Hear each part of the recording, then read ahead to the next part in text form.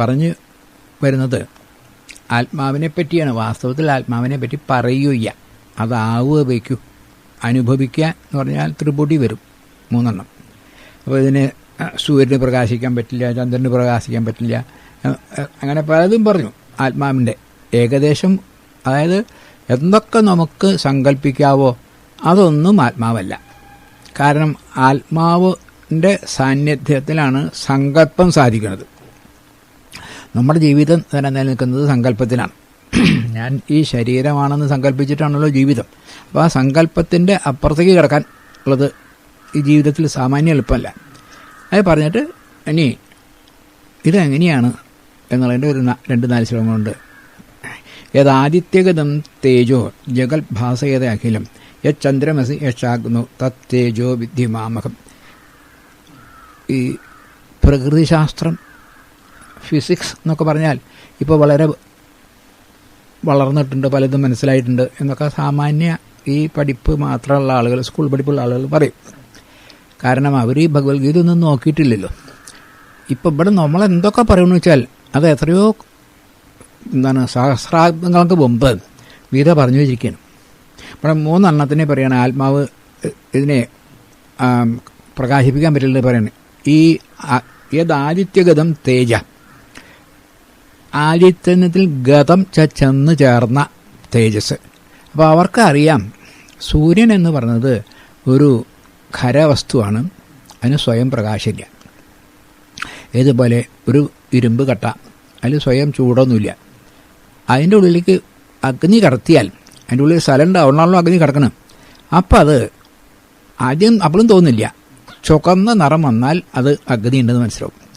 കുറച്ചുകൂടി വെളുത്താൽ, വല്ലാണ്ട് വെളുത്താൽ കാണാൻ പറ്റാണ്ട് 3 സ്റ്റേജ് ഉണ്ട്. ഒന്ന് കാണാൻ തീരെ പറ്റാത്തത്, ഒന്ന് കഷ്ടിച്ച് കാണാവുന്നത്, പിന്നെ കാണുക എന്നുള്ളത് വയ്യാത്തത്. എല്ലാ സാധനത്തിനും ഇങ്ങനെയുണ്ട്. അപ്പോൾ ഇതൊന്നും ആ അഗ്നി അതിൽ പ്രവേശിച്ചതാ ഈ ഇരുമ്പ് കട്ടയിൽ. ഇതുപോലെ ആകാശത്തിൻ്റെ ഒരു കട്ടയാണ് ഈ സൂര്യൻ. അതിലാണ് ഈശ്വരൻ്റെ തേജസ്സാകുന്ന അല്ലെങ്കിൽ ബോധം വരുന്നത്. അപ്പോഴാണ്, അതുകൊണ്ടാണ് ഏത് ആദിത്യഗതം തേജ എന്നാണ് പറഞ്ഞത്, ആദിത്യനിൽ വന്ന് ചേർന്ന തേജസ്. അപ്പോൾ അവർക്കറിയാം സ്വയം ആദിത്യൻ തേജസ്സുള്ളതല്ല, ജഡാണ് എന്ന തേജസ്. ആ ചന്ദ്രൻ്റെ തന്നെ സൂര്യൻ്റെ തേജസ്സാണ് തട്ടിയിട്ടാണ് ചന്ദ്രനിൽ തേജസ് ഉണ്ടാവുന്നത്. അപ്പോൾ നമുക്ക് എല്ലാവർക്കും സാധാരണക്കാരോട് മനസ്സിലാവും സൂര്യൻ്റെ തേജസ്സാണ്. ആ സൂര്യൻ്റെ തേജസ് തന്നെ ചന്ദ്രൻ്റെ തേജസ് കൊണ്ടാണ് വൃക്ഷങ്ങളൊക്കെ ഉണ്ടാവുന്നത്.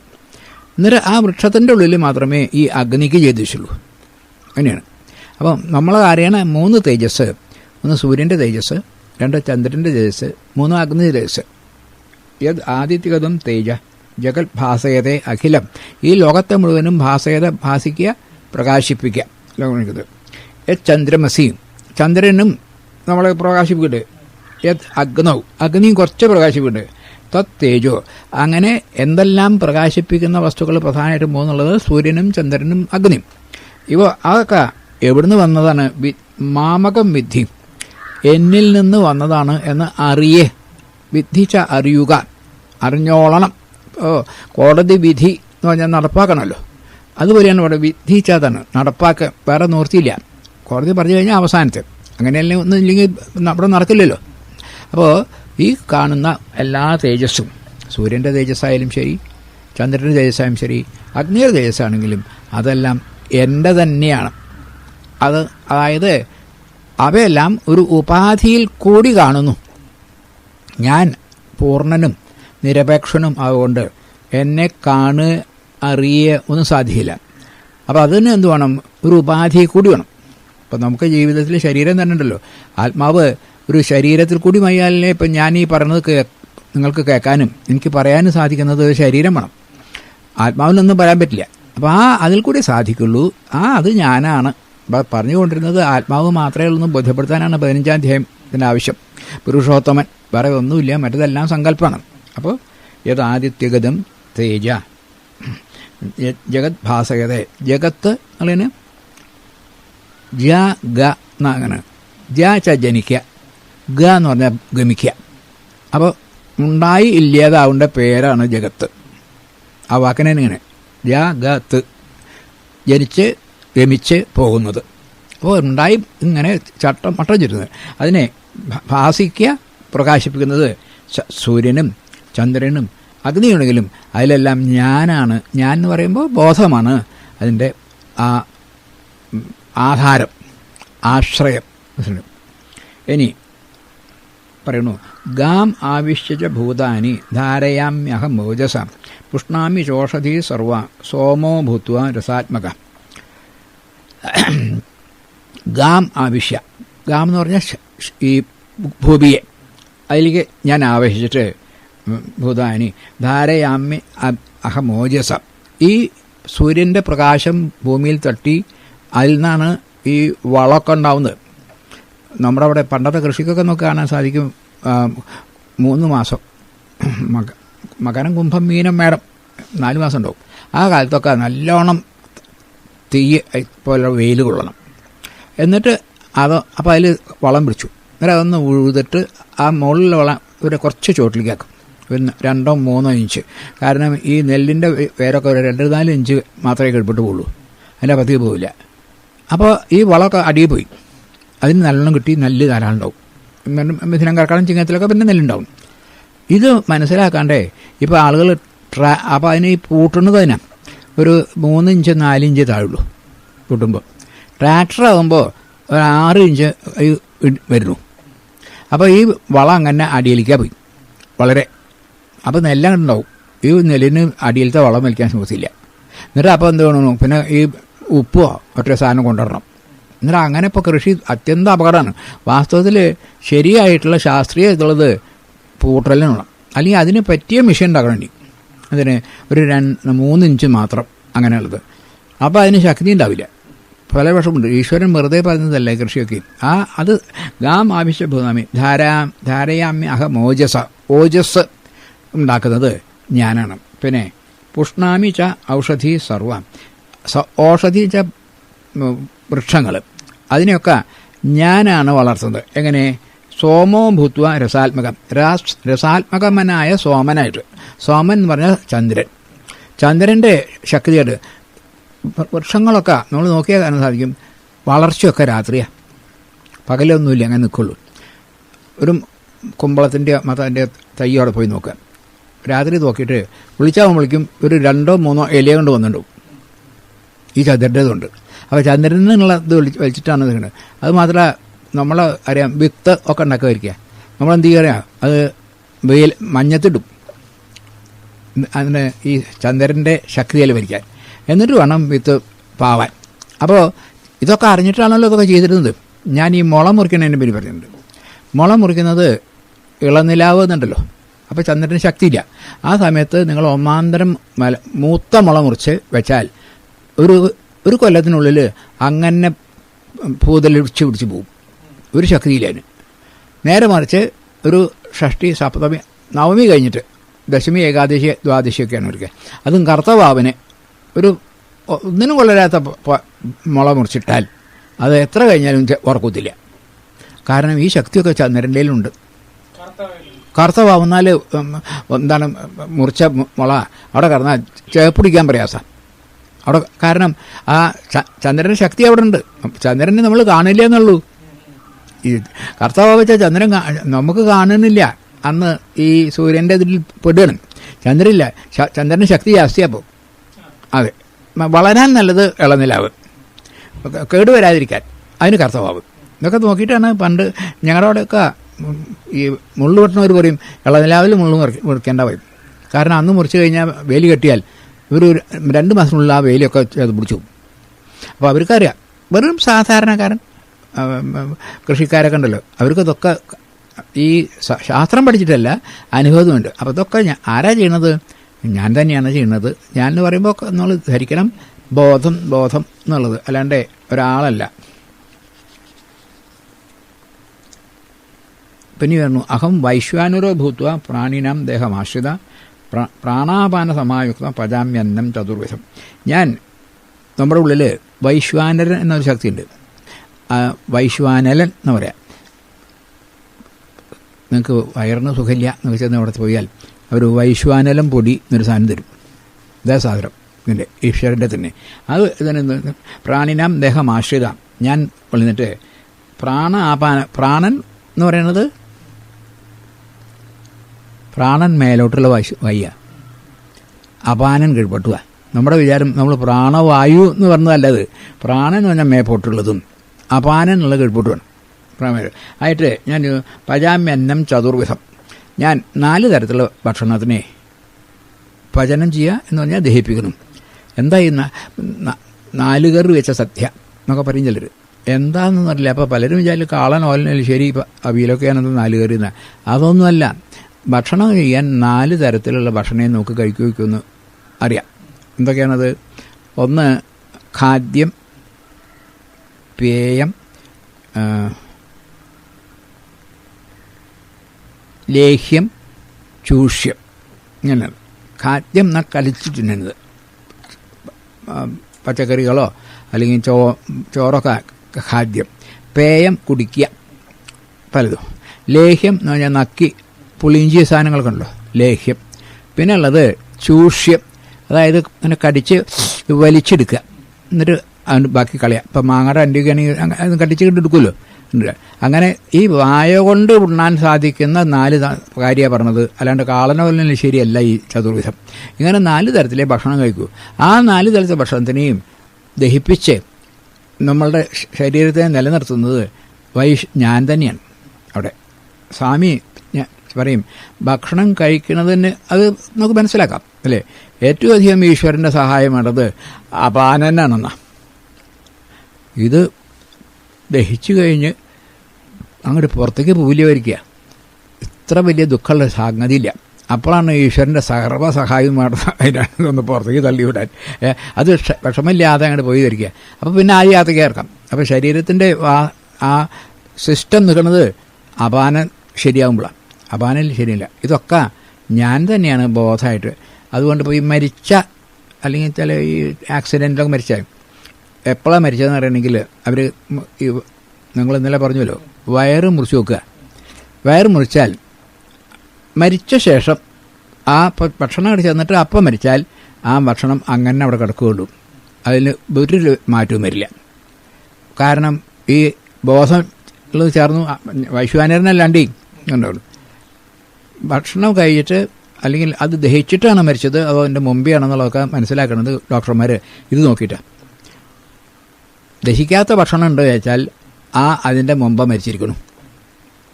എല്ലാം ദഹിച്ചിട്ടാണെങ്കിൽ ഈ ഇതൊക്കെ കഴിഞ്ഞ ശേഷമാണ് മരിച്ചിട്ടുള്ളത് എന്ന് പറയാൻ സാധിക്കും. അപ്പോൾ അതൊക്കെ ഞാൻ തന്നെയാണ് ചെയ്യുന്നത്. എല്ലാം ബോധമാണെന്ന് പറയും. ഇനി സർവസ്യ ചാഹം ഹൃദി സന്നിവിഷ്ടോ മത്തസ്മൃതജ്ഞാനം അപോഹനം ച വേദേശ്ച സർവൈ അഹമേവ വേദ്യോ വേദാന്തക വേദവിദേവ ചാഹം. ഗീതയിൽ ഈ വേദത്തിനെ പറ്റി വേദവിത്ത് വേദകൃത്ത് എന്നൊക്കെ ഉണ്ടല്ലോ, അത് ഈ ശ്ലോകത്തിൽ മാത്രമേ വരുന്നുള്ളൂ. വേദാന്തം വേദമെന്നൊക്കെ ഈ 15 മാത്രമേ ഉള്ളൂ. വേദങ്ങളുടെ അന്താവസാനമാണ്. സർവസ്യ ചാഹം എല്ലാവരുടെയും ഉള്ളിലെ ഹൃദയത്തിൽ ഞാനാണ് ഇരിക്കുന്നത്. വളരെ പ്രാവശ്യം പറഞ്ഞിട്ടുണ്ട്. ഇപ്പോഴും സാധാരണ ആൾക്ക് പിന്നെയും മനസ്സിലാവുന്നില്ല. നമ്മൾക്കൊക്കെ ഹൃദയം എന്ന് പറഞ്ഞാൽ വളരെ ഉറച്ചൊരു ബോധം വന്നിരിക്കുന്നു. ഈ പമ്പ് ചെയ്യുന്ന രക്തം പമ്പ് ചെയ്യുന്ന ഒരു അവയവമാണെന്ന് അല്ലേ. ഹൃദയസ്തംഭനുണ്ടായി രക്തം ഇല്ലാണ്ടേ. അത് ശാരീരികമായ ഒരവയവ. ഈ പറയുന്ന ഹൃദയം മാനസികവും ബുദ്ധിപരത്തിൻ്റെയും അപ്പുറത്തുള്ള സ്ഥലം. അത് ബുദ്ധിയുടെയും മുകളിലാണ്. അപ്പോൾ അയാൾക്കൊരു ഹൃദയമില്ല എന്ന് പറഞ്ഞാൽ ക്രൂരത ചെയ്യുമ്പോൾ പറയാറുണ്ട് ഈ പമ്പ് ചെയ്യുന്നതല്ല എന്നുള്ളത് തീർച്ചയാണ്. അങ്ങനെ പോയല്ലോ. അപ്പോൾ എന്തായാൽ ഈ ഹൃദയം എന്നുള്ളത് തന്നെ സദ്ഭാവനകളെന്നാണ്, നല്ല ഭാവനകൾ. ഇപ്പോൾ കക്കരുത് എന്നുള്ളത് എന്താ, കട്ടാ ശിക്ഷിക്കും എന്ന് പറഞ്ഞിട്ടാണെങ്കിൽ ശിക്ഷ അല്ലെങ്കിൽ കക്കും.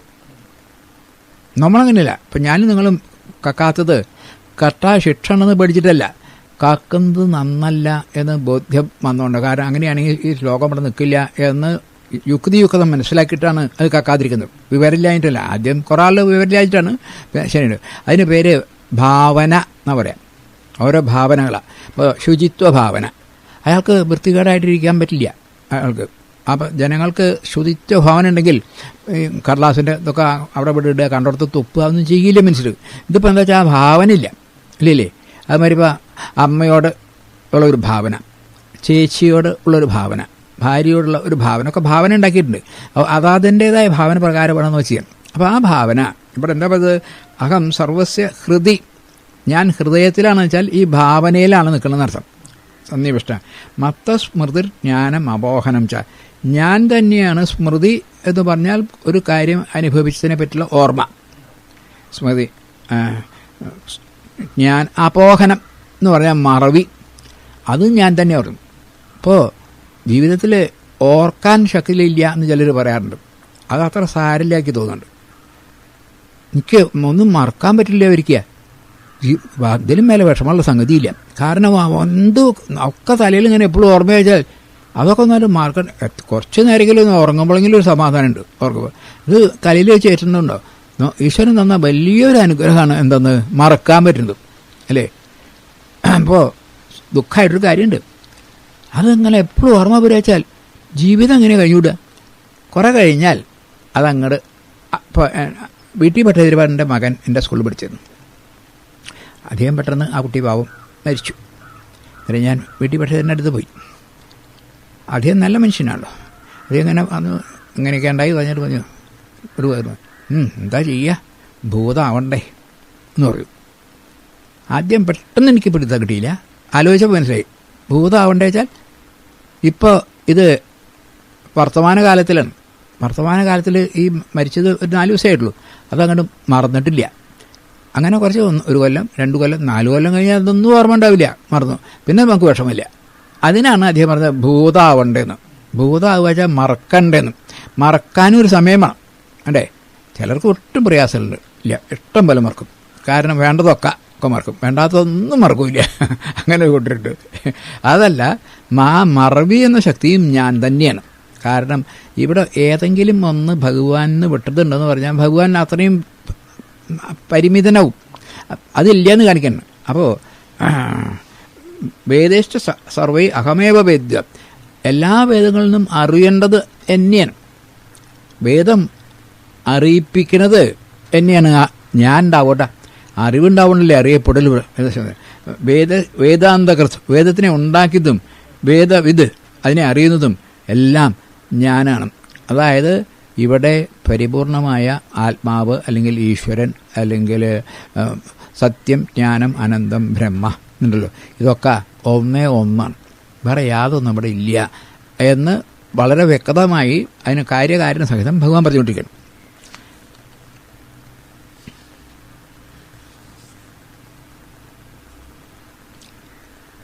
ഇനിയൊരു പുതിയ വിഷയം കൊണ്ടുവരണം. ദ്വാവിമോ പുരുഷവു ലോകെ ക്ഷരശ്ചാക്ഷര ഏവച ക്ഷരസർവാണി ഭൂതാനി കൂടസ്ഥോ അക്ഷര ഉച്യതേ. ദ്വാവിമൗ പുരുഷവും, ഇവിടെ ഈ പുരുഷൻ എന്ന് പറഞ്ഞാൽ ആണ് എന്നർത്ഥമല്ല, ശക്തി എന്നർത്ഥം പുരുഷൻ. രണ്ട് ശക്തികളുണ്ട് ലോകത്തിൽ, പ്രത്യേകിച്ച് മനസ്സിലാക്കാം. ലോകത്തിലെന്ന് പറഞ്ഞിരിക്കണം. ലോക എന്ന് പറഞ്ഞാൽ ലോചനം, കാണുക. അതായത് എന്നിൽ നിന്ന് വിട്ട ഈ പ്രപഞ്ചത്തിൽ ഞാനതല്ല, ഞാൻ ഉണ്ടാവുകൊണ്ടാണ് ലോകം ഉണ്ടായത്. അപ്പോൾ ലോകമെന്ന് പറഞ്ഞാൽ ഉണ്ടായത് അല്ലെങ്കിൽ സാപേക്ഷം, അങ്ങനെ ഉണ്ടല്ലോ. അതിൽ 2 പുരുഷന്മാർ. സങ്കല്പമേ ഉള്ളൂ. ദ്വാമോ പുരുഷവും ലോകെ ക്ഷര അക്ഷര ഏജ. ക്ഷരം എന്ന് പറഞ്ഞാൽ മാറ്റം വരുന്നത്, ചലനം വരുന്നത്. അക്ഷരം എന്ന് പറഞ്ഞാൽ ചലനം വരാത്തത്. അങ്ങനെ വ്യത്യാസമുണ്ട്. ചലനം വരാത്തത് എന്ന് പറയണമെങ്കിൽ ചലനം ഉണ്ടായതുണ്ടെങ്കിലേ ചലനം വരാതെ ഉണ്ടാവുമായിരിക്കും, അല്ലാണ്ട് വരേണ്ട പ്രശ്നമില്ലോ. അതുണ്ട് അല്ലേ. ക്ഷര സർവാണി ഭൂതാനി കൂടസ്ഥ അക്ഷര ഉച്ചത. വാസ്തവത്തിൽ ലേശം കുറച്ചൊരു മലയാളം സംസ്കൃതത്തിൻ്റെ ലേശം പറയും വേണ്ട, ഇതിനൊന്നും ഒരു വ്യാഖ്യാനം പോലും ആവശ്യമില്ല. കാരണം അത്രയും സുവ്യക്തമാണ്. ക്ഷര സർവാണി ഭൂതാനി, ഭൂതാനി ച ഭൂതങ്ങൾ ച ഉണ്ടായത്, ഉള്ളതല്ല, ഉണ്ടായത് എന്താണ്, സർവാണി ചലോ എല്ലാം, എല്ലാ ഉണ്ടായ സാധനങ്ങളെല്ലാം തന്നെ ക്ഷരം ചാൽ മാറ്റം വരുന്നത്. എന്തെല്ലാം ഉണ്ടായതിനൊരു മാറ്റമാണ്, ഉള്ളതൊന്നും ഉണ്ടായതിനൊരു മാറ്റമാണ്, നിലനിൽക്കുന്നൊരു മാറ്റമാണ്, അത് വളരുന്നൊരു മാറ്റമാണ്, ക്ഷയിക്കുന്നൊരു മാറ്റമാണ്, മരിക്കുന്നൊരു മാറ്റമാണ്. മാറ്റമല്ലാണ്ട് അവിടെ യാതൊന്നുമില്ല. അപ്പോൾ അങ്ങനെ വരുന്ന ഭൂതങ്ങൾ എന്ന് വെച്ചാൽ ഉണ്ടായത്, ക്രിയേറ്റഡ് ഇംഗ്ലീഷിൽ പറഞ്ഞാൽ, അല്ല സ്വയസിദ്ധമായതല്ല, അതൊക്കെ എങ്ങനെയാണ്? ക്ഷരാണ്. വേറെ ഒന്നുണ്ട്, കൂടസ്ഥ അക്ഷര ഉച്യത എന്നൊക്കെ പറയപ്പെടുന്നു എന്നാ. കാരണം അസ്ഥ അല്ല എന്നർത്ഥ.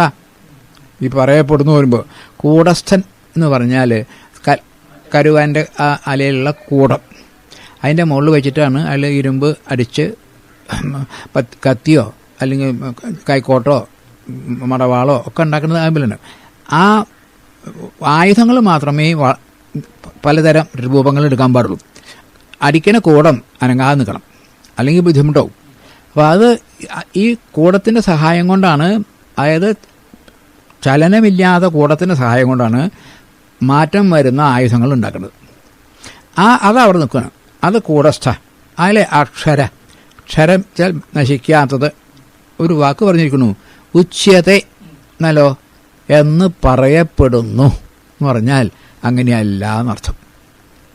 നമുക്ക് തോന്നുക കൂടസ്ഥൻ ഇളകണില്ല എന്നാണ്.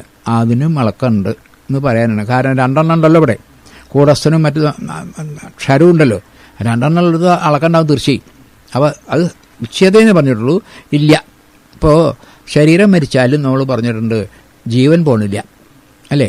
ജീവൻ അവിടെ നിൽക്കണു, പിന്നെയും വേറെ ഒരു ശരീരത്തിലേക്ക് വരുന്നു എന്നാണ് നമ്മൾ മനസ്സിലാക്കിയിട്ടുണ്ട്. ഏതുപോലെ വായു, പുഷ്പത്തിൽ നിന്ന് വായു, ആ പുഷ്പം വീഴുമ്പോൾ ഗന്ധം വായുവിൽ നിൽക്കുന്നു, എന്നിട്ട് വേറെ പുഷ്പം ഒന്ന് അതിൽ തന്നെ ചേരുന്നു. അതുപോലെ നമ്മൾ ഈ ശരീരം വിട്ടാൽ വേറൊരു ശരീരത്തിൽ അത് ചേരുന്നു. ഇതൊക്കെ ഒരു പ്രയാസമില്ല, ശ്രദ്ധിച്ചാൽ മതി. അങ്ങനെയൊക്കെ ആണെങ്കിലും എന്തുണ്ടായിരുന്നു, അപ്പോൾ പോവാനും വരാനും സ്ഥലം വേണം തീർച്ചയായും, അല്ലേ വയ്ക്കുള്ളൂ. അപ്പോൾ സ്ഥലം അവിടെ നിൽക്കുന്നുണ്ട്. ഈ ജീവന് മാറ്റം വരുന്നുണ്ടെങ്കിൽ അത് സാധിക്കുന്നത് എവിടെയാണ്? സങ്കല്പിക്കാൻ സാധിക്കുന്ന എവിടെ നിന്നാണ്? ബോധത്തിൽ നിന്നാണ്. ബോധത്തിന് മാറ്റമില്ല, സങ്കല്പത്തിന് മാറ്റമുണ്ട്. അപ്പോൾ ഈ പറയുന്ന ജീവനും എന്ന് പറയുന്നതും പോലും എന്താണത്?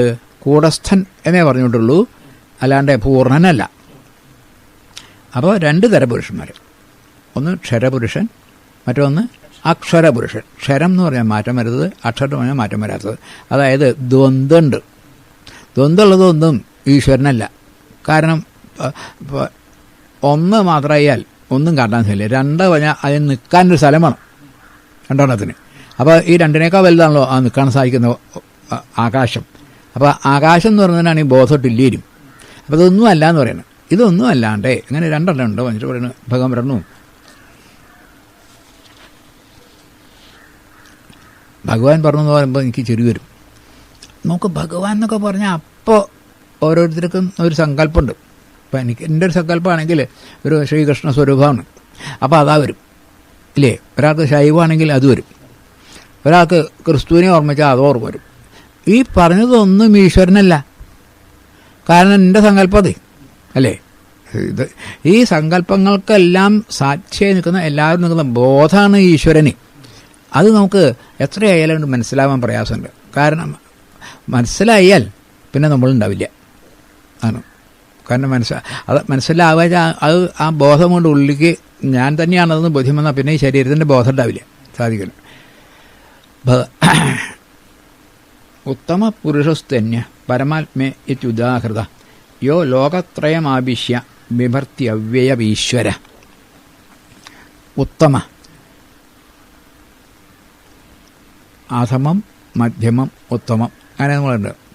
Positive, comparative, superlative. ഇവിടെ സൂപ്പർലേറ്റീവ് പറഞ്ഞാൽ ഒന്നാണ്. He is the tallest boy എന്ന് പറഞ്ഞാൽ അവനാണ് ഏറ്റവും. അപ്പം അങ്ങനെ അവനെ പോലെ രണ്ടാളുണ്ടെങ്കിൽ അപ്പോൾ ടോളസ്റ്റ് മാറുക. He is one of the tallest boy എന്ന് പറയേണ്ടി വരും. അപ്പോൾ രണ്ടാളും തീർച്ചയായും അങ്ങനെ ഏറ്റവും ഏകരമുള്ളവൻ എന്ന് പറഞ്ഞാൽ പിന്നെ വേറെ അതിനെ മേലൊന്നുമില്ല. അത് മാതിരി ഉത്തമ പുരുഷസ്തു അന്യ. ഈ പറഞ്ഞ ക്ഷരപുരുഷനുമല്ല അക്ഷരപുരുഷൻ അന്യ. അദ്ദേഹനെ പരമാത്മായ ഇതി ഉദാഹൃത, അതിന് ഉദാഹരണമായിട്ട് അതിന് പരമാത്മാവ്. ഇപ്പം നമ്മളൊക്കെ ജീവാത്മാവ്, മറ്റൊന്ന് പരമാത്മാവ് എന്ന് അതിന് പറയുന്നു. യോ യാതൊന്ന് ലോകത്രയമാഭിഷ്യ, 3 ലോകത്തിനെയും അപ്പുറത്ത് കടന്നിട്ട്. ഏതായി 3 ലോകം? നമ്മുടെ കയ്യിൽ 3 ലോകമുണ്ട്. 3 ലോകത്തിലാണ് നമ്മൾ ജീവിക്കുന്നത് എപ്പോഴും. നമ്മുടെ വിചാരം ഈ ലോകത്തിലല്ല, ഉണർന്നിരിക്കുമ്പോൾ ജാഗ്രത് എന്ന ലോകത്തിലാണ്. സ്വപ്നം കാണുമ്പോൾ നമ്മൾ സ്വപ്നലോകത്തിലാണ് ജീവിക്കുന്നത്, ഉറങ്ങുമ്പോൾ സുഷുപ്തി ലോകത്തിലാണ് ജീവിക്കുന്നത് അല്ലേ. ഈ 3 ലോകത്തിലും ഈ ഉത്തമ പുരുഷനെ നമുക്ക് അറിയാൻ മനസ്സിലാകില്ല. കാരണം ഉത്തമ പുരുഷനിൽ ലോകമില്ല, ലോകത്തെ കാണുക, ആ പുരുഷൻ ഉണ്ടാകൊണ്ടാണ് നമുക്ക് കാണാൻ പറ്റുന്നത്. അപ്പോൾ ആ ഉത്തമ പുരുഷന് ലോകം പറഞ്ഞിട്ടില്ല, മറ്റേന് ലോകം പറയും. ലോകത്രയം ആവശ്യ വിഭർത്തി അവ്യയ, വിഭർത്തി പ്രകാശിക്കുന്നു, അവ്യയനാണ് ആര്? ഈശ്വരൻ. ഈശ്വരൻ എന്നുള്ളതിന് എന്താണ് അർത്ഥം? സർവശക്തൻ, എല്ലാവരെയും കീഴൊതുക്കി നിർത്താൻ കഴിയുന്ന ആളാണ്. ഐശ്വര്യം ശങ്കരാദീശ്വര വിനിമയനം വിശ്വതേജോഹരാണാം തേജസ്സംഹാരി വീര്യം. നാരായണത്തിലെ 1-ാമത്തെ പദത്തിലെ അവസാനത്തെ ശ്ലോകത്തിൽ ആരാണ് ഭഗവാൻ എന്ന് പറയുന്നുണ്ട്. അതിൽ ആദ്യത്തെ ഇത് പറഞ്ഞിട്ടുള്ളത് ഈ എല്ലാറ്റിനെയും ഒതുക്കി നിർക്കാൻ ശ്രമിക്കും. താനാ മേലെ, അതിൽ മേലെ തൻ്റെ മേലെ ആരുമില്ല. ആ ആള് വിഭർത്തി നിലനിൽക്കുന്നു, അവ്യയനായിട്ട് നിൽക്കുന്നു. അതിന് പേര് പുരുഷോത്തമ എന്നാണ് പേര്. യസ്മാക്ഷരമതീതോഹം അക്ഷരാദപി ചോത്തമ അതോസ്മി ലോകേ ഭേദേജ പ്രഥിത പുരുഷോത്തമ. യസ്മാൽ യാതൊരു കാരണം കൊണ്ട് ക്ഷരാത് അതീതാഹം, ക്ഷരം മാറുന്നത്, അതിന്നും അതീതം വിട്ടത്, അതീതം. അക്ഷരാ അതി ഉത്തമ. നോക്കൂ ആ വാക്കിന് തന്നെ, ക്ഷരത്തുനിന്നും അതീതം, മാറ്റം വരുന്നതും അതീതം വിട്ടത് എന്നുള്ളത്. അക്ഷരം എന്നുള്ളത് വാസ്തവത്തിൽ എന്തായി വളരെ കേമാണ്, അനക്കല്ലാതാണ്. അതിൽ തന്നെ ഈ ജീവനേക്കാൾ വരെയാണ് പരമാത്മാവി. അതുകൊണ്ട് അവിടെ ഉത്തമനാണ് പറയും. മറ്റൊന്ന് മധ്യമന. ആര്? ഈ ക്ഷരപുരുഷൻ, അക്ഷരപുരുഷനുണ്ടല്ലോ, അത് മധ്യമന. ഇത് ഞാൻ അങ്ങനെ ഉത്തമനാണ്, കാരണം എന്നെ ഉത്തമന് മറ്റൊരു മേലെ. അതുകൊണ്ട് അതാ അസ്മിൻ ലോകെ, ഈ ലോകത്തിൽ വേദേ ച പ്രഥിത, വേദങ്ങളിൽ ഇത് വളരെ പ്രസിദ്ധമായിരിക്കണം. എന്തെന്ന്? എൻ്റെ പേര് പുരുഷോത്തമൻ എന്നാണ്. പുരുഷോത്തമൻ എന്ന് പറഞ്ഞാൽ പുരുഷൻ എന്ന് പറഞ്ഞ നമ്മുടെ അർത്ഥം പറഞ്ഞിട്ടുണ്ട് എന്ത്? മാറ്റം വരാത്തത്. ആ ഉത്തമമായ, ഒരു കാലത്തിലും മാറ്റം വരാത്ത, എന്നും നിലനിൽക്കുന്ന അഖണ്ഡമായ സച്ചിദാനന്ദമായ, എന്താണ്, സനാതനമായ, അങ്ങനെയൊക്കെ ചില പല വാക്കുണ്ട്. ഇത് അങ്ങനെയൊക്കെ വന്നിട്ട് എന്നെ പുരുഷോത്തമൻ എന്ന പേരിലാണ് അവർ അറിയണത്. അത് ഞാൻ തന്നെയാണ്. അപ്പോൾ ഇവിടെ 15-ാം അധ്യായത്തിൽ നമ്മൾ ഈ 18-ാം അധ്യായ ശ്ലോകത്തിൽ അവസാനം എത്തി. ഞാൻ മാത്രമേ ഇവിടെ ഉള്ളൂ. ഞാനുണ്ടോ? മറ്റെല്ലാം ഉണ്ട്. ഞാനില്ലേ? മറ്റൊന്നുമില്ല. അപ്പം ഞാൻ ബോധമുണ്ടോ? നമുക്ക് എല്ലാ ജീവിതമുണ്ട്. ബോധമില്ലേ? ഒരു കാര്യവും നമുക്ക് ആവശ്യമില്ല. അപ്പോൾ ബോധം, ആ ബോധം ഇല്ലാതെയാവല്ല, ബോധം ഇല്ലാതെയാവണില്ല. മറഞ്ഞാൽ കാണില്ലല്ലോ. അപ്പോൾ സൂര്യനെ മേഘം മറച്ചാൽ നമുക്കൊരു ഇരുട്ട് തോന്നും. സൂര്യൻ പോയിട്ടില്ല, നമ്മുടെ കണ്ണിനാണ് ഇരുട്ട്. അതുപോലെ ഈ മരിക്കുക എന്ന് പറഞ്ഞാൽ നമുക്ക് അതിൻ്റെ ബോധം വേണ്ടത്ര ഇല്ലാതെയാവുക. അപ്പം നമുക്ക് ഈശ്വരനെ കാണാൻ സാധിക്കില്ല. അത് കണ്ടു കഴിഞ്ഞാൽ പിന്നെ ജീവിതത്തിൽ ഒരു പ്രശ്നവുമില്ല. കാരണം രണ്ടാമതൊരാളാണല്ലോ ഭയമുള്ളൂ, അത് ഇല്ലാതായി. ഉണ്ടെങ്കിൽ തന്നെ എൻ്റെ ആളാണെന്ന് മനസ്സിലായി. അപ്പോൾ ജീവിതത്തിൽ ഈ മതിലെ ഭാവന വളർത്താനാണ് ഇപ്പോൾ ഈ ഗീത പറയുന്നത്. ഈശ്വരനല്ലാതെ വേറൊന്നുമില്ല അല്ലേ. ഇപ്പോൾ നമുക്ക് ഈശ്വരൻ എന്ന് പറഞ്ഞാൽ നമ്മളിന്ന് മേലെ വിട്ട് ഒരാളാ എന്ന് തോന്നുന്നു. അപ്പോൾ ദ്വന്ദ്വം വരുമ്പോൾ ഞാനും ഏകദേശം ഈശ്വരനുള്ള ശക്തമുണ്ട്, കുറച്ചൊരു കുറവേ ഉള്ളിരിക്കെ അല്ലേ. അപ്പോൾ ആ അഹങ്കാരം വരും. അഹങ്കാരം വന്നാൽ കാര്യം ഞാൻ ചെറുതായി. ഇവിടെ പൂർണ്ണനാണെന്ന് പറഞ്ഞിരിക്കുന്നു. ആ പൂർണ്ണത വരിക, അതെങ്ങനെയാണ് പൂർണ്ണത വരിക? ഞാൻ ഇപ്പോൾ ചെറുതാണെന്ന് സങ്കല്പിച്ച സങ്കല്പം വിടുക വേണ്ടു. പൂർണ്ണനാക്കണ്ട, ഇപ്പോഴേ പൂർണ്ണനാണ്. ഞാൻ പൂർണ്ണനല്ല എന്ന തെറ്റിദ്ധാരണയാണല്ലോ ഈ ശരീരഭാവന. ഈ ശരീരഭാവന മാറ്റിയേ വേണ്ടു. ഞാൻ വളരെ പ്രാവശ്യം പറഞ്ഞു തന്നു, ഭാഗവതത്തിൽ 3 തരത്തിലാണ് നമ്മളുടെ ഈ സങ്കുചിതത്വം വരുന്നത്. ശാരീരികമായിട്ട്, മാനസികമായിട്ട്, ബുദ്ധിപരമായിട്ട്. ശാരീരികമായിട്ട് നമ്മൾ വിചാരിക്കുന്നത് ഞാൻ ഈ ശരീരം മാത്രമാണ്. അതാണ് ഏറ്റവും താഴ്ന്നത്, വളരെ സങ്കുചിത. രണ്ടാമത്തത് മനസ്സാണ്. ആ മനസ്സിന് എന്താ വെച്ചാൽ ഈ എനിക്ക് വരുന്ന മാറ്റങ്ങളൊക്കെ പലതും മാറ്റം വരുന്നുണ്ട്. അതൊക്കെ മനസ്സിനാണ് വരുന്നത്, എനിക്കല്ല എന്നുള്ളത് നോക്കറിഞ്ഞാൽ കാരണം വയ്യല്ലോ. മറ്റാൾ ഇനി പറഞ്ഞത് അപ്പോൾ ശരീരം, മനസ്സ്, ബുദ്ധി എന്ന് പറഞ്ഞാൽ അത് ശക്തിയാണ്. ശക്തിയിൽ ഈശ്വരൻ സർവശക്തനും ഞാൻ അല്പശക്തനുമാണ്. വാസ്തവത്തിൽ ഈ സർവവും അല്പവും മാറ്റിയാൽ ശക്ത മാത്രമേ വേണ്ടൂ. ശക്തൻ വന്നാൽ പിന്നെ എല്ലാവരും ഒക്കെ എന്നല്ലോ, ആ ഒന്നേ ഉള്ളൂ, അത് സാധിക്കണം. അങ്ങനെ 3 തരത്തിലാണ് നമുക്ക് ജീവിതത്തിൽ ഈ സങ്കുചിത്വം, ശാരീരികമായിട്ട്, മാനസികമായിട്ട്, ബുദ്ധിപരമായിട്ട്. ഇതിനെ 3നെയും നിഷേധിക്കും ബ്രഹ്മപ്രളയം എന്ന ഭാഗത്ത്. വളരെ ഭംഗിയായിട്ട് ഭാഗമാണ് അതന്നെ ഇവിടെ ചെയ്യുന്നത്. അപ്പോൾ അങ്ങനെ വരുന്ന ആള് അവസാന ശ്ലോകം അവസാനിക്കുകയും യോ ലോ മാമേവം അസമ്മൂഢോ മൂഢ ജനാതി പുരുഷോത്തമ സ സർവവിദ് ഭജതി മാം സർവഭാവേന ഭാരത. യോ യാതൊരുത്തൻ മാം ഏവ അസമ്മൂഢ, മാം ഞാൻ തന്നെ, ഏവ അസമ്മൂഢ, മൂഢത ഒട്ടുമില്ലാതെ. മൂഢത എന്നുള്ളത് മനസ്സിൻ്റെ ഒരു മറവിയാണ്. മൂഢൻ ബുദ്ധി മനസ്സൊക്കെ, ആ മൂഢത അസമ്മൂഢൻ ചില ഒട്ടും മൂഢതയില്ല. കാരണം പൂർണ്ണമായ ആ പ്രകാശം എന്നുള്ളത്. അയാളെന്ത് ചെയ്യുന്നു? എന്നെ ജാനാതി. ആരെ അറിയുന്നത്? പുരുഷോത്തമനായ എന്നെ അയാൾ അറിയുന്നു എന്ന് പറഞ്ഞിട്ട്, വാസ്തവത്തിൽ അറിയുന്നു എന്ന് പറയുമ്പോഴും തെറ്റുണ്ട്. കാരണം അത് ആവുക വയ്ക്കൂ അല്ലേ? ഇവിടെ അർത്ഥം അങ്ങനെ എടുക്കണം. എന്നെ ആര് അറിയുന്നു എന്നല്ല, ആരാണോ ഈ അറിവാണോ ഞാനെന്ന് അതറിയാം. അവണല്ലോ നല്ല നമുക്ക് ഈ പ്രായോഗികം സാധിക്കുള്ളൂ. അറിവായിട്ട് നിൽക്കുമ്പോൾ ഈ പാരമാർത്ഥിക സത്യത്തിൽ വ്യവഹാരമില്ല.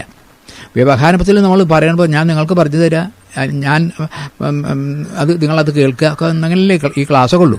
അപ്പോൾ അതിന് വേണ്ടിയിട്ടാണ് ജാനാതി എന്നർത്ഥം വരും. അല്ലെങ്കിൽ സ സർവവിദ്, അവൻ എല്ലാം അറിഞ്ഞവനാണ്. ഇനി അവന് അറിയേണ്ട ഒരു കാര്യമില്ല. കാരണം അവൻ അറിവായി. അവൻ അറിയുന്നവനല്ല, അവൻ സർവവിധ.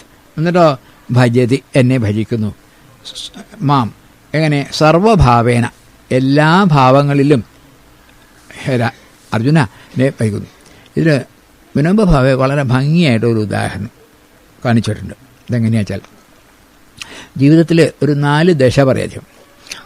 ഒന്ന് സ്വധർമ്മം ചെയ്യുന്ന ഒരാൾ, 2 കർമ്മയോഗിയായ ആൾ, 3 ഭക്തിയോഗിയായ ആൾ, 4 ജ്ഞാനയോഗിയായ ആൾ. 4 തരത്തിൽ. ഇത് 4 ഒരാൾ തന്നെയാണ്. ഒരാളിൽ വരുന്ന വ്യത്യാസങ്ങൾ മാത്രമാണ്. അതിനൊരു ഉദാഹരണം പറഞ്ഞിട്ട്, ഒരു നല്ല വൈദ്യൻ, നമ്മുടെ പണ്ടകാലത്തൊക്കെ നാടവൈദ്യൻ, അയാൾ സ്വധർമ്മം ചെയ്യുന്ന ആളാണ്. വീട്ടിലേക്ക് സൂക്കടുള്ള അല്ലെങ്കിൽ അരിഹം വരും, രോഗിയെ നോക്കും, ഇന്ന മരുന്നുകളൊക്കെ വേണം, അതൊന്നും ഈ പീടിയൊന്നും വാങ്ങരുത്, പണി പറിച്ച് തന്നെ ഉണ്ടാക്കണം, വളരെ കൃത്യവൃത്തിയായിട്ട്. അദ്ദേഹം ആ പഠിച്ചത് അതുപോലെ ചെയ്യണം, സ്വധർമ്മം എന്നൊക്കെ ചെയ്യണം എന്ന് പറഞ്ഞ് അത് ചെയ്താൽ മാറി ചെയ്യും. അത്ര കേമനാണ്. ഒരു ഇതുണ്ട്, സ്വധർമ്മമാകുമ്പോൾ താനൊരു വൈദ്യനാണല്ലോ, കഴിഞ്ഞുകൂടണല്ലോ. ഫീസുണ്ട്, 25 ഉറുപ്പിയാണ് ഫീസ്. അത് തരും വേണം, സംശയമില്ല കാര്യത്തിൽ. അതിലധികം വേണ്ട, അതിൽ കുറയാനും പാടില്ല. വളരെ ചിട്ടയാണ്. അപ്പോൾ എല്ലാവർക്കും അദ്ദേഹത്തിന് ബഹുമാനമാണ്. അപ്പോൾ നല്ല സ്വധർമ്മം ചെയ്യുന്ന ഒരു വൈദ്യനാദ്യം. അങ്ങനെ കുറച്ച് കാലം ഈ സ്വധർമ്മം ചെയ്യുമ്പോൾ അയാളുടെ മനസ്സിന് മാറ്റം വരേണ്ട വയ്യ. സ്വാഭാവിക സ്വധർമ്മം, അധർമ്മം ഒന്നും ചെയ്യില്ല. അങ്ങനെ ചെയ്തോളൂ, ഇങ്ങനെ ചെയ്തോളൂ, അല്ലെങ്കിൽ ഇത് കുടിച്ചോളൂ ഒന്നും പറയില്ല. പാടില്ല, ഞാൻ പാടില്ല തന്നെ, അങ്ങനെ തന്നെയുള്ളൂ. അപ്പോൾ മനുഷ്യൻ ആ മനസ്സിനൊരു മാറ്റം വരുമ്പോൾ അയാൾക്ക് തോന്നി, ഇതൊക്കെ ഞാൻ ചെയ്യുന്നു, ഈശ്വരനാണല്ലേ നടത്തുന്നത്, എന്തിനാ ഇപ്പോൾ ഈ ഇത്ര ഉറുപ്പിക തരണം എന്നുള്ളതെന്ന് പറയുന്നത്? അതൊന്നും വേണ്ട, തന്നാൽ തരട്ടെ, തന്നില്ലെങ്കിൽ ഈശ്വരനാണല്ലോ ഇതൊക്കെ നടത്തും. അയാൾക്ക് ആ സ്വധർമ്മം ചെയ്യുമ്പോൾ അയാളുടെ ഈ കാമക്രോധാദികൾ ചുരുങ്ങും, മനസ്സ് ശുദ്ധാവും. കുറച്ച് കഴിയുമ്പോൾ അയാളൊരു കർമ്മയോഗിയായി. ഇപ്പോഴും അയാൾ ചികിത്സയ്ക്ക് പോവും, കാര്യങ്ങളൊക്കെ അതേപോലെ പറയും, ഇന്നതൊക്കെ വേണമെന്ന് പറയും. ഇന്നത് തരണം എന്ന് നിർബന്ധിക്കില്ല. തന്നാൽ മേടിക്കും, തന്നില്ലെങ്കിൽ മേടിക്കില്ല. അവർക്കില്ല ആയിട്ടല്ലേ. ആൾ വളരെ വ്യത്യാസപ്പെട്ടു. ഇപ്പോൾ അയാൾക്ക് പ്രതിഫലത്തിലല്ല മോഹം, അയാളുടെ സ്വധർമ്മത്തിലാണ്. അയാൾ കർമ്മയോഗിയായി ആണ്. അങ്ങനെ കുറച്ചു കാലം കർമ്മയോഗിത്വം അങ്ങോട്ട് ചെയ്യുമ്പോൾ അയാളുടെ മനസ്സ് വളരെ വളരെ വ്യത്യാസപ്പെടും. അപ്പോൾ അയാൾക്ക് തോന്നും, എന്തായി കഥ, ഞാനാരാ? ഈശ്വരനല്ലേ. ഈ രോഗി ആരാ? ഈശ്വരനാണ്. അപ്പോൾ അയാൾ വന്നിട്ട് ഈശ്വരനാണെങ്കിലും ചെയ്യേണ്ടത് ചെയ്യുമല്ലോ. അയാൾ വരും, ശുശ്രൂഷിക്കും.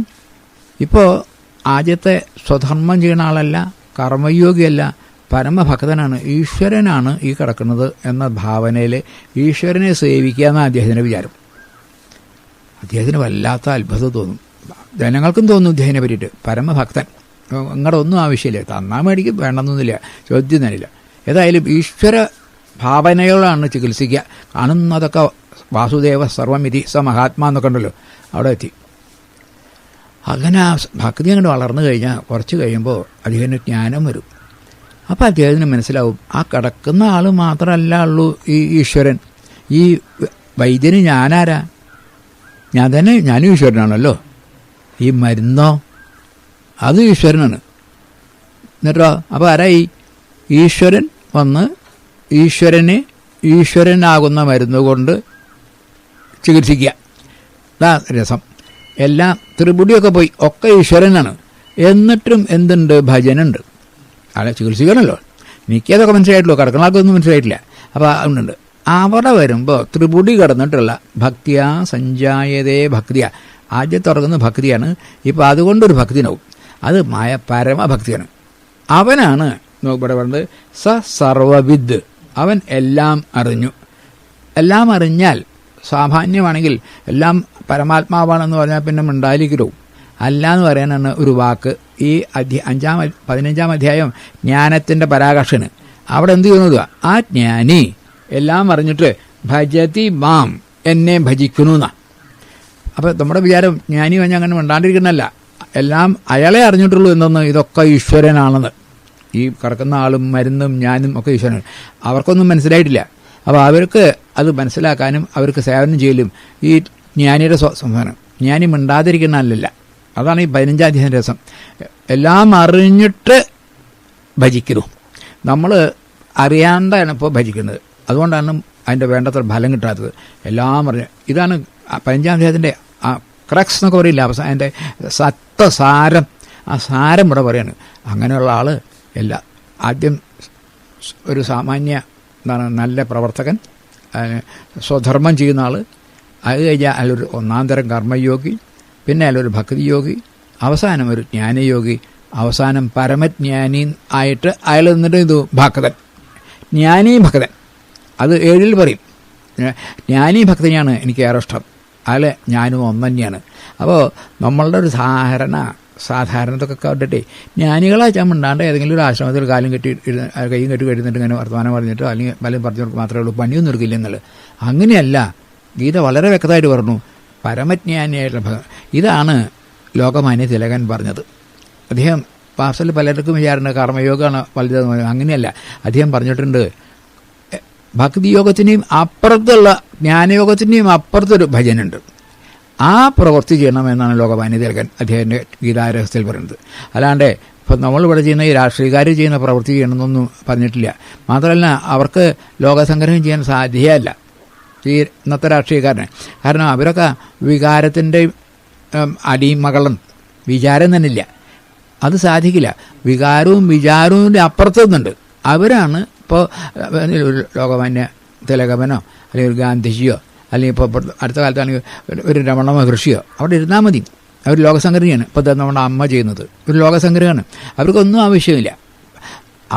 ചിലർ പറയാറുണ്ട് അമ്മയുടെ ആശ്രമം ഈ ആസ്പത്രി ഉണ്ട്, അവിടെ ഉണ്ട് ഈ തുയരക്കടമൊക്കെ പറയും. അതില്ലാത്തൊരു സ്ഥലമില്ല. കാരണം അവിടെ പല ആളും പഠിക്കുക വിശ്വസിച്ചിട്ടുണ്ട്. അവരൊന്നും ആത്മസാക്ഷാത്കാരം കിട്ടിയവരൊന്നും അല്ല അവിടെ. അവർ വയറ്റുപഴപ്പിന് വന്നിരിക്കുന്നു. അപ്പോൾ പേടിച്ചിട്ട് നിർത്തിയിട്ടുണ്ടെങ്കിൽ അല്ല കിട്ടിയാൽ പേടിക്കും, മേടിച്ചാൽ അപകടം ഉണ്ടാവുമെന്ന് പേടിച്ചിട്ടില്ലാണ്ടിരിക്കുന്നത്. അവരൊന്നും ഈ പറഞ്ഞ സർവ്വവിധമായിട്ട് ഭജനൊന്നും അല്ല. അവർ ജീവിക്കാൻ അല്ലേ വയറ്റുപഴപ്പിനാണ് വന്നിരിക്കുന്നത്. എല്ലാവരും അങ്ങനെ ആക്കാട്ട് പറ്റൂല. ഒരാൾ ഇതൊന്നും മാറി. അമ്മ അതൊന്നും അറിയില്ല.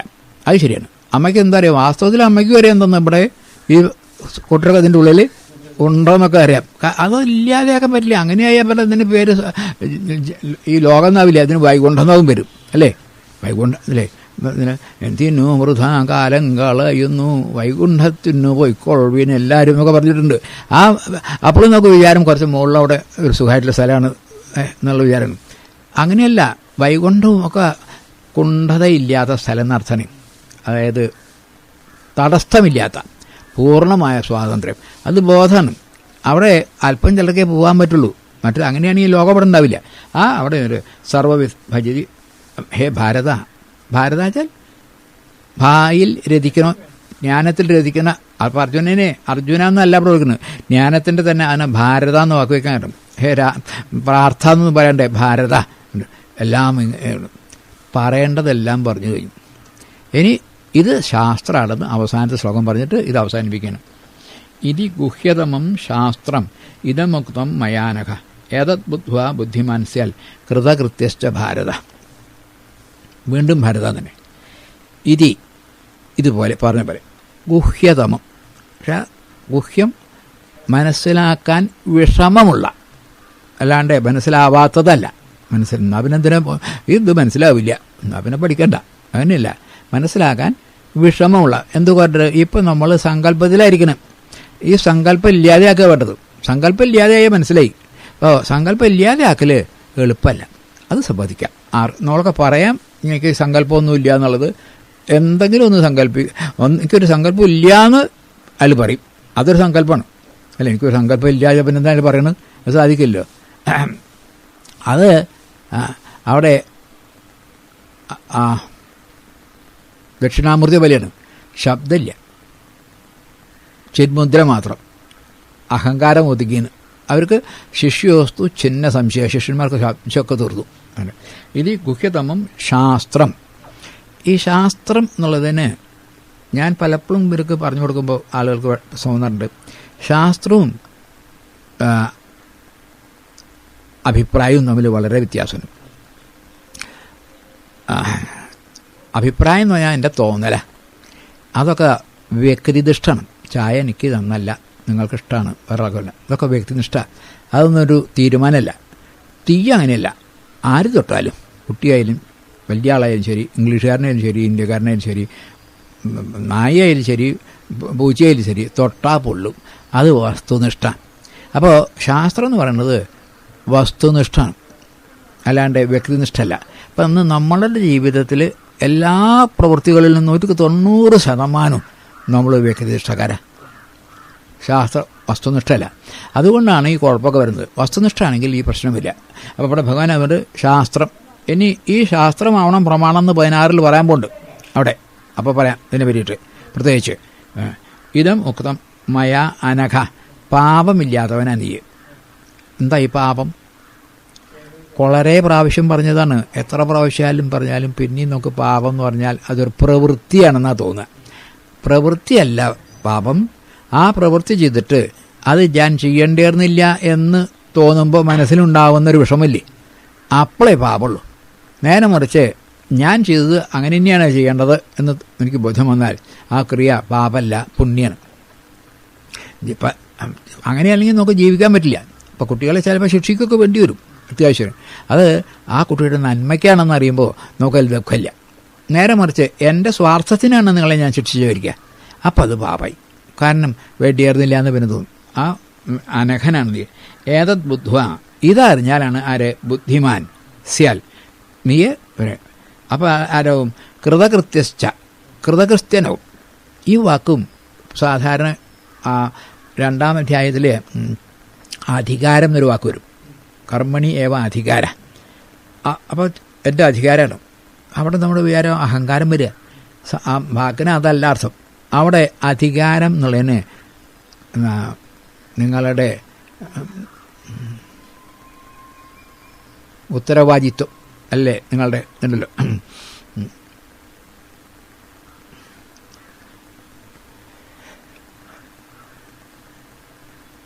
ഉത്തരവാദിത്വം എന്നല്ല അതിൻ്റെ പേര്. അങ്ങനെയല്ല അതിൻ്റെ വാക്ക്. കൃതകൃത്യനാവുക, ചെയ്യേണ്ടത് ചെയ്യുക, നിങ്ങളുടെ കർത്തവ്യം. അതാണ് കർത്തവ്യം. കർത്തവ്യത്തിന് പലരുടെയും വിചാരം നമുക്ക് ചെയ്യാൻ പറ്റുന്നതൊക്കെ നമ്മുടെ കർത്തവ്യമെന്നാണ്. ഗീത പറയേണ്ടത് നിങ്ങൾക്ക് ചെയ്യാൻ സാധിക്കുന്നതും അത് മാത്രം എളുപ്പത്തിൽ ചെയ്യാൻ സാധിക്കുന്ന കാര്യം മാത്രമേ കർത്തവ്യമുള്ളൂ. ബുദ്ധിം മുട്ടി ചെയ്യേണ്ട ഒരു കാര്യമാണെങ്കിൽ അത് നിങ്ങളുടെ കർത്തവ്യമല്ല. ഇപ്പോൾ ഒരു ചെറിയ കുട്ടി ഭക്ഷണം തയ്യാറാക്കുക അയാളുടെ കർത്തവ്യമല്ല. അയാളുടെ കർത്തവ്യം കളിക്കുക. അയാൾ ഇരുന്നിട്ട് അടുക്കളയിൽ വന്ന് പ്രവൃത്തി നിർവഹിക്കുക. അത് അയാൾക്ക് അതിന് ആയിട്ടില്ല, വേണ്ട, ചെയ്യില്ല. അത് അമ്മയുടെ കർത്തവ്യമാണ്. അച്ഛൻ്റെ കർത്തവ്യം എന്താണ്? സാധനങ്ങളൊക്കെ ഒരുക്കി കൊടുക്കലാണ്. അച്ഛൻ വന്നിട്ട് അടുക്കളയിൽ ഇരിക്കേണ്ട അച്ഛൻ്റെ കർത്തവ്യമില്ല. ഓരോരുത്തർക്കും ഒരു അധ്യാപകനെ പഠിപ്പിക്കില്ല കർത്തവ്യം. അത് സാധിക്കും. തനിക്ക് ചെയ്യാൻ എളുപ്പത്തിൽ ചെയ്യാൻ സാധിക്കുന്ന പ്രവൃത്തി ഉണ്ടല്ലോ, അതാണ് കർത്തവ്യം. അപ്പോൾ നമുക്ക് ഏറ്റവും അധികം നമ്മുടെ കർത്തവ്യം എന്താ? ഞാൻ ശരീരമല്ല ആത്മാവാണെന്ന് അറിയലാണ്. അതാണല്ലോ. പിന്നെ പ്രശ്നമില്ലല്ലോ. എന്നിട്ട് ആത്മാവാന്ന് അറിഞ്ഞാൽ പിന്നെ എന്തൊക്കെയൊക്കെ ചെയ്തോളൂ. ഞാൻ പൂർണ്ണനാണ്. ഇതൊക്കെ പ്രാപഞ്ചികമായിട്ടൊരു നാടകം പോലെയാണ് നടക്കുന്നത് എന്ന് അറിഞ്ഞു കഴിഞ്ഞാൽ കാര്യം അതേപോലെ ശരിക്ക് അഭിനയിക്കുകയൊക്കെ ചെയ്യും. പക്ഷേ നിങ്ങളത് ബാധിക്കില്ല.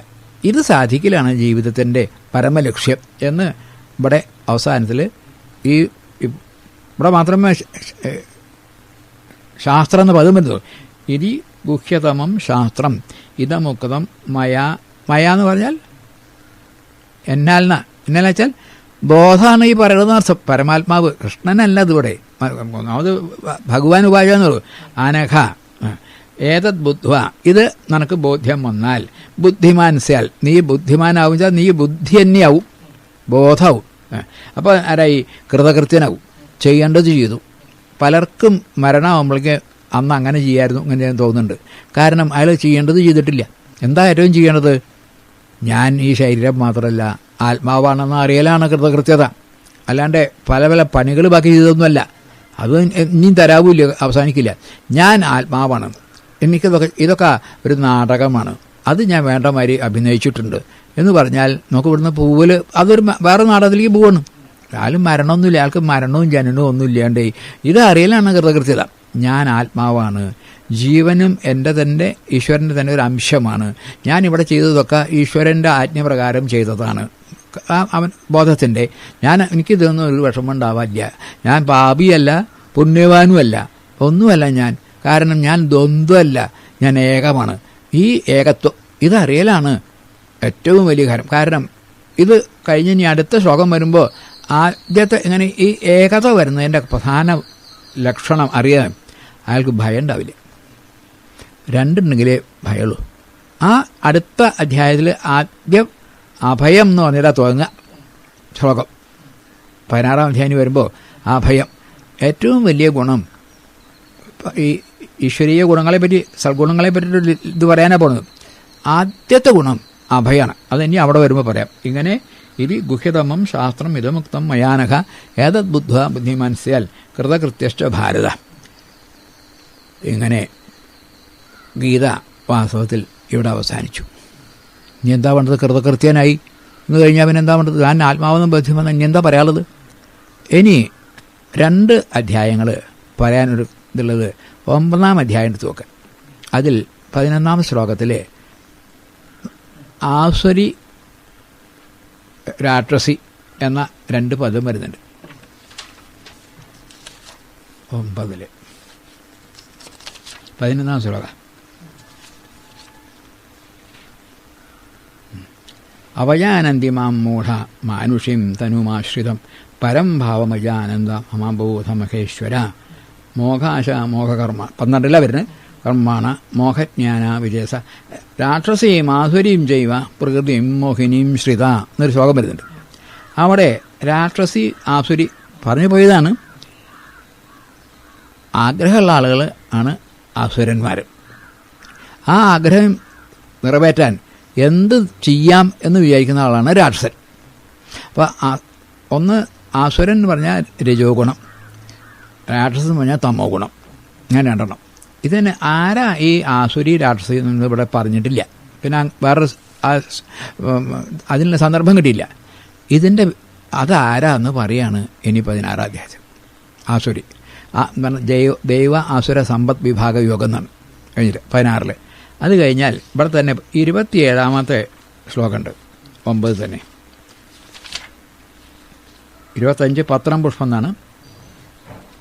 അതിൽ യത് കരോഷി യത് അശ്നാസി യത് ജുഹോഷി ദദാസി യത് തപസ്യസി കൗന്ദേയ തത് കുരുഷ മതർപ്പണം എന്ന ശ്ലോകം. ഇതിൻ്റെ വിശദീകരണമാണ് 17-ാം അധ്യായം. അങ്ങനെ ഈ 9-ാം അധ്യായത്തിലെ വിശദീകരണത്തിനാണ് 2 അധ്യായം വരുന്നത്. ഒന്ന് രാക്ഷസിയും ആസുരിയും എന്നുള്ളത്. ഇവിടെ യത് കരോഷി എന്ത് ചെയ്യുന്നു, യത് അശ്നാസി എന്ത് ഭക്ഷിക്കുന്നു, യത് ജുഹോഷി ഹോമം ചെയ്യുന്നു, ദദാസി കൊടുക്കുന്നു, തപസ് ചെയ്യുന്നു, ഇതൊക്കെ എനിക്ക് അർപ്പിക്കണം. അപ്പോൾ ഇവിടെ അത്രയേ പറഞ്ഞുള്ളൂ. ഈ അർപ്പിക്കുന്നതിൽ 3 തരത്തിൽ വരും കാര്യങ്ങളൊക്കെ. അവിടെ സാത്വികം, രാജസം, താമസം ഓരോന്നും. ഇപ്പോൾ യജ്ഞയാണെങ്കിൽ സാത്വിക യജ്ഞം, രാജസയജ്ഞം, താമസയജ്ഞം. ദാനമാണെങ്കിൽ സാത്വിക ജ്ഞാനം, രാജസജ്ഞാനം, താമസജ്ഞാനം. അതിൻ്റെ വിശദീകരണമാണ് ഈ 17 അധ്യായം മുഴുവൻ. അതിൽ സാത്വികം മാത്രമേ എനിക്ക് സമർപ്പിക്കാവൂ, മറ്റത് വയ്യ എന്ന് പറഞ്ഞിട്ടാണ് ഇനി 2 അധ്യായം വരുന്നത്. ഏതായാലും 15-ാം അധ്യായത്തോടു കൂടി വാസ്തവത്തിൽ ഗീത അവസാനിച്ചു. അതിന് വിനോബാജി ഇതിന് പരിശിഷ്ടം എന്നാ പേര് ഇല്ലേ. ഇത് കഴിഞ്ഞാൽ ബാക്കി ചിലത് പറയണ്ടേ. പിന്നെ 18-ൽ ഇതിൻ്റെ എല്ലാം കൂടിയിട്ട് ഒരു കൺക്ലൂഷൻ, അല്ലെങ്കിൽ അതിൻ്റെ ഒരു അവസാനത്തെ എന്താ പറയുക, എന്താണ്, എല്ലാം കൂടി ചേർന്നിട്ടൊരു കല്ല് വയ്ക്കില്ലേ, രത്ന ചുരുക്കം ഉണ്ടല്ലോ. ദോശ ഉണ്ടാക്കുമ്പോൾ നമ്മളൊക്കെ ഞങ്ങളൊക്കെ എല്ലാം കഴിഞ്ഞാൽ ആ ബാക്കി തുടച്ചിട്ട് ഉണ്ടാക്കും. അതിന് ദുഷള എന്നാ പറയുക. ദുഷള ഇങ്ങനെ ഒരു രൂപമൊന്നും ഉണ്ടാവില്ല. ഇതിൻ്റെ എല്ലാത്തിൻ്റെയും കൂടി അതിലെല്ലാം ഉണ്ട്. അങ്ങനെ 18. അങ്ങനെയാണ് ഈ ഗീത അവസാനിക്കുന്നത്. ഇങ്ങനെ 15 അധ്യായങ്ങൾ കഴിഞ്ഞു.